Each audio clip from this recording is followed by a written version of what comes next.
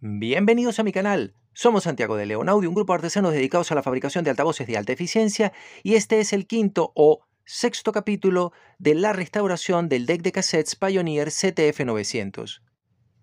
Inicio de la serie de restauraciones de los decks CTF-900, 950 y el tope de gama 1250 del catálogo de 1978.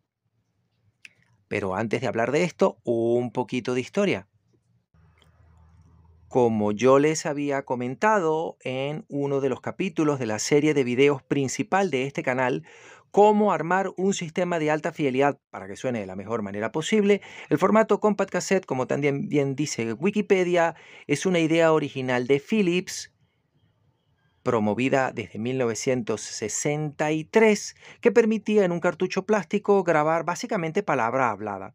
Y de hecho, en la década de los 60, el grueso de los grabadores de cinta magnética en formato Compact Cassette, cuando todavía se usaba el logo Compact Cassette, eran dictáfonos, grabadoras de periodista, equipos portátiles, muy poca cosa. Sobre todo empujado por Philips, aunque la estética de Philips en aquella oportunidad tampoco fue la mejor y no empujó adelante el formato. La intervención de los japoneses sí hace que el formato Compact Cassette salga adelante en los años 70 con la incorporación de tres tecnologías interesantes. La primera, la de utilizar un servomotor de corriente continua, es decir, con un circuito controlador que mantuviera mucho mejor la velocidad que otros sistemas. La segunda, las formulaciones nuevas de cinta que en posición normal ya permitían llegar a 10 kHz, que hoy en día no es gran cosa, pero que en aquella época eran buenas noticias.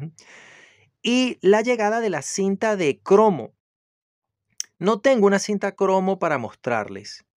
En su lugar más bien tengo estas cintas de posición 2, high bias o alta corriente de polarización, que no son de cromo aunque la gente las sigue llamando así. Realmente esas son unas cintas férricas enriquecidas con cobalto, que aceptan una mayor corriente de grabación, que requieren una mayor polarización, pero que tienen un rendimiento bastante mejor en alta frecuencia y que consiguen un sonido muy bonito. Lamentándolo mucho, no fue posible hacerlas compatibles en cuanto a su formulación. Entonces las cintas normales, que ha tenido todo el mundo y que normalmente no son las mejores opciones, tienen una ecualización de 120 microsegundos, mientras que estas requieren una polarización de 75 microsegundos. En todo caso, consiguen un rendimiento mejor y de ellas fue posible desarrollar estas máquinas absolutamente fantásticas.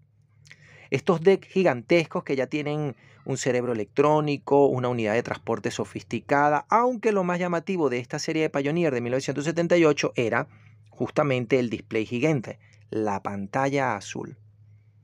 Esta pantalla electroluminiscente no se pudo introducir en su oportunidad porque era muy costosa, pero seguramente todos ustedes la conocieron de la mano de otros equipos que sí la usaron profusamente. Y me refiero a los VHS. Aunque los Betamax lo tenían, casi siempre era una pantalla informativa muy pequeña que tenía la hora, el canal y poco más que eso. Pero en los VHS se llegaron a usar pantallas de estas enormes. Aunque después murieron de la mano de una cosa que se llama on-screen display. Es decir, mostrar todos los datos en la pantalla del propio televisor. Entonces los VHS se convirtieron en una caja negra de plástico de mal gusto y por eso hoy en día nadie los colecciona, ni los aprecia, ni tienen ningún valor. Pero eso es otra historia.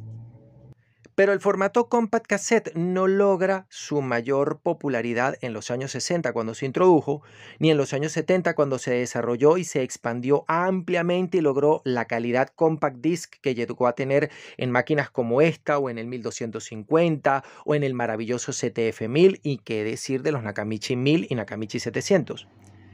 La verdadera popularidad llegó de la mano de las máquinas de bajo costo y de los minicomponentes que se popularizaron desde 1984 de la mano primero de Sony y después de Aiwa. Pero este equipo maravilloso tiene un problema adicional antes de empezar a servir para nada, y eso es calibrar la unidad de transporte. Calibrar la velocidad, no lo voy a hacer en cámara porque es complicado, pero les voy a comentar.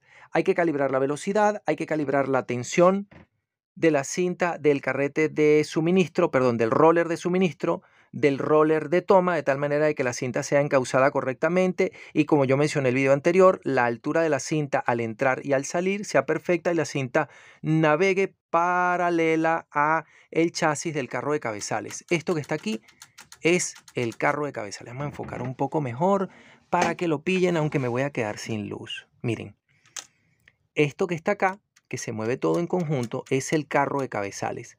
La cinta tiene que moverse paralela al carro de cabezales.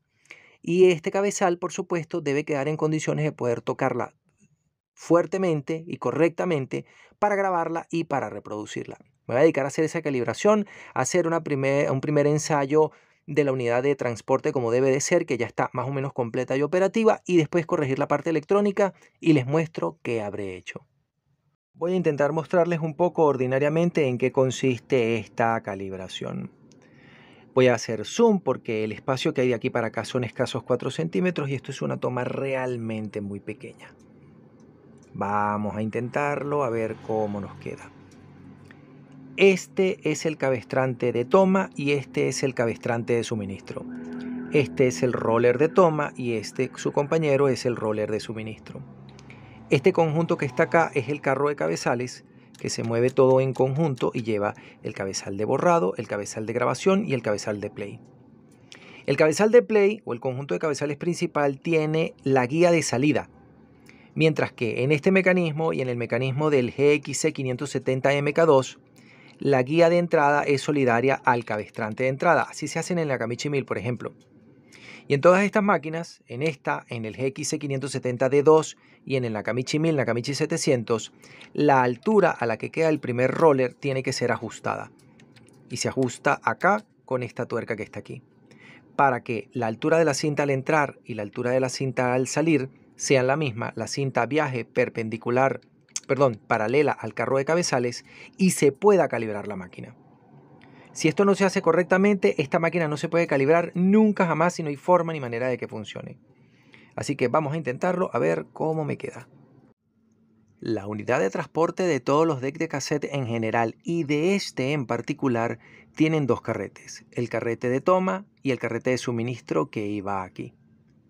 El carrete de toma tiene dos torques distintos, un torque alto que le proporciona un segundo motor y que se usa para adelantar rápidamente la cinta, venciendo la resistencia del cassette, y un torque suave que permite irla encarretelando suavemente desde la velocidad constante que impone el cabestrante. El carrete de suministro parece muy sencillo, pero no lo es, su trabajo es complicado. Hay muchos mecanismos de 3 motores donde lo que les voy a contar se hace con un ajuste electrónico, pero en este caso no.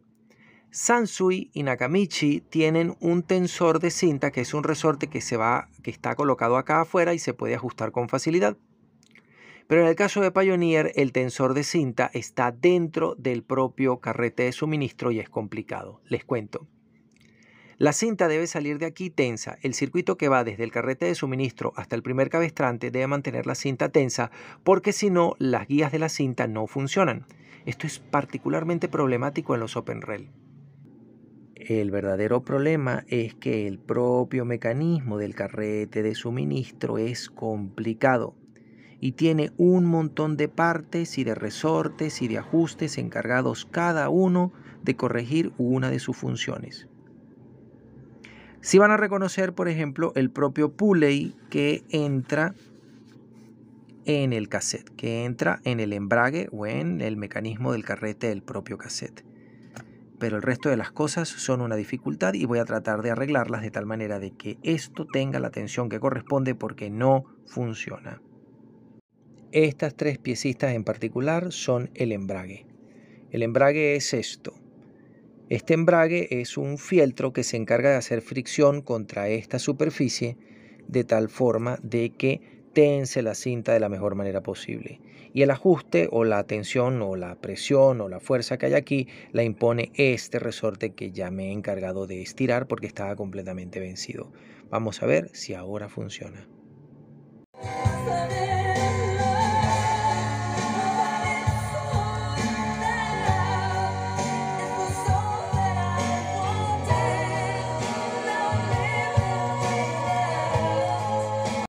Dado que la unidad de transporte del ZF900 finalmente funciona, aunque le falta alguno que otro detalle, podemos saltar a tocar la unidad de amplificación electrónica. Quería contarles cómo estaba hecha y qué bloques tenía, pero es muy compleja la forma en la que ha sido implementada. En su lugar voy a utilizar este otro equipo para mostrarles cómo está hecho el ZF900. Y este es el deck TEAC A770 del catálogo de 1984, también de 3 cabezales. Así que la estructura de su unidad de amplificación, que es esta tarjeta que está acá, es básicamente idéntica. Aquí a un lado tenemos, por supuesto, la unidad electrónica de control y fuente de alimentación y la unidad de transporte, que es muy interesante, se las podré mostrar después. Pero lo que nos interesa en este momento es esto, la unidad de amplificación. En cualquier deck de 3 cabezales en general y en este deck de 3 cabezales en particular y en nuestro CTF-900, los decks de 3 cabezales siempre tienen el circuito duplicado porque tienen que poder grabar y reproducir simultáneamente. Eso se hace una sola vez, que es cuando grabas la cinta, que grabas y reproduces simultáneamente para poder hacer la calibración. Pero en general solo lo usas grabando o solo lo usas reproduciendo. Pero como tiene que hacer las dos cosas simultáneamente, tiene algunas particularidades en su diseño. Y eso es, por ejemplo, esto. Los decks de 2 cabezales tienen 2 unidades de reducción de ruido Dolby B, una para cada canal, que se usan para grabar o para reproducir según cómo esté configurada la máquina en ese momento. Mientras que en los decks de 3 cabezales tienen que haber 4 unidades Dolby B, 2 solo para reproducir y 2 idénticas pero solo para grabar. En este caso todos estos chips son el mismo, el LM1011 o 1012, 1012B, 1012C, no importa. Esto se ha hecho así justamente para permitirle a la máquina grabar y reproducir al mismo tiempo, que es la ciencia del deck de 3 cabezales. En el caso de este equipo les voy a mostrar. La señal que se lee del cabezal entra por este conector. Es amplificada por este circuito que está aquí, que es un monolítico estereofónico. Aquí está la calibración de nivel y ecualización para el canal derecho, nivel y ecualización para el canal izquierdo y el resto de los componentes asociados con el trabajo de leer la cinta. La señal que sale de aquí va a los 2 chips Dolby que pueden ver allí, que son unos LM1011, 1012, 1013, 1014, no importa, todos son el mismo. Y aquí la señal es descodificada. En el caso de grabar, se hace con estos 2 chips que están aquí y ya les voy a mostrar cómo y de qué manera. Ahora vamos a ver esta máquina al revés, desde atrás. Pero lo que nos interesa en particular es la unidad de amplificación, la tarjeta principal, ni la unidad de transporte ni ninguna otra cosa. Aquí tenemos el chip que amplifica la señal que viene del cabezal, que es el Playback Head Amplifier, y aquí tenemos las 2 unidades de descodificación del sistema Dolby B, una para el canal derecho, otra para el canal izquierdo. Para grabar el proceso es más complicado. La señal tiene que ser seleccionada, amplificada con este amplificador operacional y luego tiene que venir a los 2 chips de encodificación Dolby B. Luego la señal tiene que ir a la ecualización. La ecualización para grabar, que aplica la fórmula de 75 o 120 microsegundos para el canal derecho o para el canal izquierdo, se hace en este sector que está acá. Aquí tenemos los ajustes para el nivel de grabación del canal derecho y del canal izquierdo. Aquí tenemos el ajuste de polarización de la cinta para el canal derecho y para el canal izquierdo. Y aquí tenemos el generador de la portadora de alta frecuencia que polariza la cinta. Justamente es el sesgo, es el bias. Hay algunos circuitos adicionales que permiten complementar las funciones de la máquina, pero básicamente esto es lo que pasa. Y lo interesante de esta tarjeta es que lo podemos ver todo al mismo tiempo. Miren, unidad de la portadora y polarización. Unidad de ecualización de la cinta, que es el amplificador para grabar. Aquí está el amplificador para reproducir con la ecualización de la cinta para reproducir. La descodificación Dolby B, la encodificación Dolby B y la batería de filtros, que son estas 2 piezas que están aquí, que evitan que entre interferencia a esta máquina y que pueda hacer una grabación limpia. Hay algunos otros selectores, como seleccionar el tipo de cinta, la polarización, si se va a usar el Dolby B, esta clase de cosas. Pero aquí lo podemos ver todo al mismo tiempo y es genial porque en la tarjeta del CTF-900, que tiene exactamente estos mismos bloques, no se ve tan evidente. Vamos al CTF-900. Acá tenemos nuevamente la vista del interior del CTF-900, que más o menos lo han visto muy por encimita. Acá están los 2 motores de la unidad de transporte, aquí está la unidad lógica de control, acá está la fuente de alimentación con su transformador y aquí está la tarjeta de la unidad de amplificación. Ya la vamos a ver con más detalle. Ahora estamos viendo de lado la tarjeta para que la relación de aspecto de la tarjeta sea la misma relación de aspecto de la imagen y quepa toda. Veamos. Aquí están todos los elementos de aquella, pero construidos de una manera más complicada. Veamos. Aquí están las 2 unidades Dolby B descodificadoras para el canal derecho y para el canal izquierdo. Aquí están las 2 unidades Dolby B encodificadoras para el canal derecho y para el canal izquierdo. Aquí está la unidad de ecualización para que la cinta tenga la ecualización de 70 o de 120 microsegundos para la cinta normal o la dióxido de cromo. Esta máquina no graba metal. Aquí tenemos la unidad generadora del tono piloto de la señal de alta frecuencia de polarización para polarizar la cinta justamente.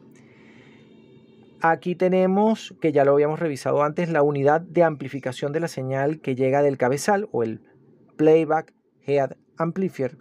Y aquí tenemos dos unidades que sí son completamente distintas de todo lo que hemos visto antes.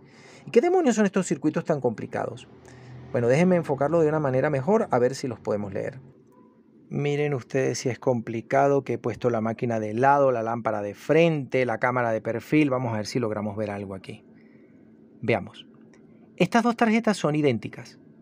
Yo había confundido estas con las unidades descodificadoras Dolby B u otra cosa, pero no se corresponde. Esos son los chips Pioneer PA4001, ambos exactamente iguales. Espero que puedan leer la etiqueta del chip. Ellos son las unidades de amplificación y tienen 4 amplificadores. El amplificador de micrófono, porque esta máquina puede grabar de micrófonos. El amplificador de línea, porque esta máquina puede grabar la señal de un CD player, de un OpenRel, etc. El amplificador de grabación, la señal para grabar sale de aquí, aunque la ecualización se hace allá. Miren, se hace aquí, donde están estas bobinas que están acá, hacia la cámara le diera la gana de enfocar. Aquí, donde están estas bobinas, se hace la ecualización. Son 4, ahorita están viendo 2. Y aquí están las otras 2 escondidas. Y adicionalmente, es el amplificador de la señal de audífonos. Entonces, ahí hay 4 unidades de amplificación y Pioneer ha decidido concentrarlas todas en un solo chip especializado. No es un cuádruple amplificador operacional, aunque podría serlo, sería perfectamente compatible y no habría ningún problema. Pero ellos decidieron desarrollar este chip especial un poco para sacarle punta a Sony, que Sony siempre hace chips especiales que sirven para cosas tan especiales que no le sirven a ninguna otra máquina en ninguna otra circunstancia. Pero bueno, el caso. Estos chips especiales son 4 amplificadores juntos. El amplificador de micrófonos y el amplificador de línea. Y al amplificador de línea le vamos a hacer una modificación para poder mejorar las características de este equipo y ya les voy a contar cómo es la cosa. Como yo les había contado en una oportunidad anterior, la señal que es leída de la cinta a través del cabezal de playback es amplificada por el circuito integrado AN370 de Matsushita, luego se volvió a amplificar hasta que tuviera el nivel que corresponde con la entrada del descodificador de ruido Pioneer PA4002. Este es el circuito para reproducir la cinta. De hecho, aquí ya la señal está lista para mandarla afuera. Pero justamente al lado de este está el circuito para grabar. El circuito para grabar puede recibir la señal de una entrada de línea, que es un OpenRel, un CD player, un tuner, etcétera, con una magnitud de 400 milivoltios, o podemos grabar desde un micrófono. En este caso no tenemos una consola que permita mezclar ambas señales, sino que tenemos que seleccionar una de las dos. Entonces, esto es una parte de ese chip PA4001. Él tiene 4 amplificadores, aquí vamos a ver 2 de cada canal. Este es el amplificador para la señal de micrófono y este es el amplificador para la señal de línea, la señal que viene por aquí. Y después está el filtro pasabajo para evitar que el tono piloto de la señal de FM pase, pero eso es otra historia. Y aquí hay un problema que vamos a resolver, ya se los voy a mostrar. No se vuelvan locos buscando este esquemático en particular, o este diagrama, en el manual de servicio del DEC Pioneer CTF900 porque no está. Afortunadamente, esta parte del circuito es idéntica a la del CTF950 y el manual de servicio del 950 sí está entero. Así que esto que está acá es una imagen del manual de servicio del 950, pero vale perfectamente. Miren, la señal que llega de línea tiene una magnitud de menos 10 decibeles, que son 310 milivoltios. La señal que viene de un micrófono tiene solo 0.22 milivoltios y tiene que ser muy amplificada en el primer bloque de amplificación para tener un nivel más o menos decente. El segundo bloque de amplificación tiene una ganancia de 40 decibeles, 100 veces. Pero eso obliga a que al momento de la mezcla la señal sea muy pequeña, de solo 8 milivoltios. Con 8 milivoltios el ruido de fondo puede ser un problema. De hecho, el ruido de fondo va a ser un problema. Lo que yo voy a hacer es modificar un poquito el circuito para que esta señal no sea de solo 8 milivoltios, sino que sea de 16 y, si se me ocurre otra idea, de 32 milivoltios, para que el ruido de fondo esté un poquito más lejos y la grabación sea más limpia. Este estúpido defecto de diseño lo tienen un montón de equipos, pero en este caso no se justifica porque lo hubieran podido resolver de una manera mejor. Pero bueno, en cualquier caso no está resuelto y nosotros vamos a hacer una pequeña modificación. Y la modificación la vamos a hacer aquí. Esta es la entrada de línea, esta es la line input, que se tiene que atenuar, por supuesto, por eso tenemos una pérdida de señal con una resistencia de 100 kiloohmios, y luego la amplificamos muchísimo con la ganancia que determina esta resistencia de 100 kiloohmios.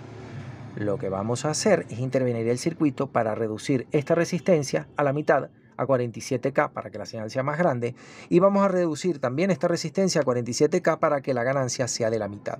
Así tendremos menor ruido térmico por culpa de esta condenada resistencia, que es de un valor enorme, y vamos a tener una señal más grande aquí, y vamos a reducir la ganancia de este amplificador para compensarlo y tener en este nodo, en este punto que está aquí, la misma magnitud de señal. Nos vemos en el siguiente capítulo.